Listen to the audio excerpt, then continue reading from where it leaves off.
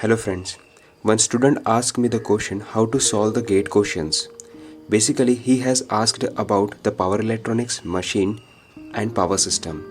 But I have made this video for all the students who facing problem in solving the gate question.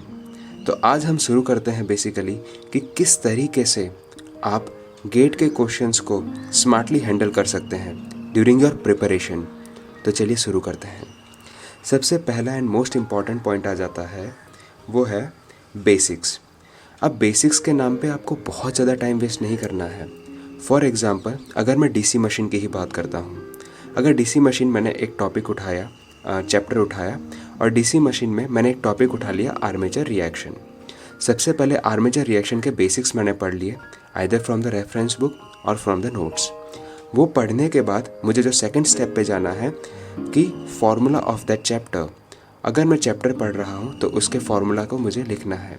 जैसे DC machine की ही बात करूँ तो armature reaction में demagnetisation का, cross magnetisation के जो फार्मूलाज हैं वो आपको एक पेपर पे, पूरे चैप्टर के जितने भी फार्मूलाज हैं वो एक पेपर पे आपको लिख लेने हैं। जैसे ही आप फार्मूला लिख लोगे तो आपको उस पूरे चैप्टर का क्रक्स पता चल गया, जो आपको एग्ज़ाम में क्वेश्चन सॉल्व करने में मदद करेगा। Now the next most important thing is, जब आपको पता चल गया उसका बेसिक्स, जब आपको पता चल गया कि अच्छा चैप्टर में ये न्यूमेरिकल को सॉल्व करने के लिए फार्मूलाज हैं, तो आपने फार्मूला एक शीट पे आपके सामने रख लिए। Now the next step is that is previous year question paper. आपने कोई भी इंस्टीट्यूट की प्रीवियस ईयर क्वेश्चन पेपर की बुक ली होगी तो उसको सॉल्व करना स्टार्ट कीजिए। नो डाउट इन दैट कि जब आप सॉल्व कर रहे होंगे, आउट ऑफ 10 क्वेश्चंस आपको 5 क्वेश्चन शायद नहीं भी आएंगे, तो उसमें आपको वरी बिल्कुल नहीं करना है। तुरंत ही आपको नेक्स्ट स्टेप पे चला जाना है, मार्क द ट्रिकी क्वेश्चंस। जो क्वेश्चन स्ट्रेट फॉरवर्ड होंगे वो तो आप इजीली सॉल्व कर दोगे फार्मूला अप्लाई करके। कुछ क्वेश्चंस में आप 50% सॉल्व करोगे और बाद में पता चलेगा कि अरे ये फार्मूला लगाने से तो ये सॉल्व हो जाएगा, तो वो 50% आप मार्क कर लीजिए ट्रिकी क्वेश्चंस में। अब क्या करना है, आपने वो प्रोसेस कर लिया, उसके बाद द फिफ्थ स्टेप आता है आपका वर्कबुक एंड टेस्ट।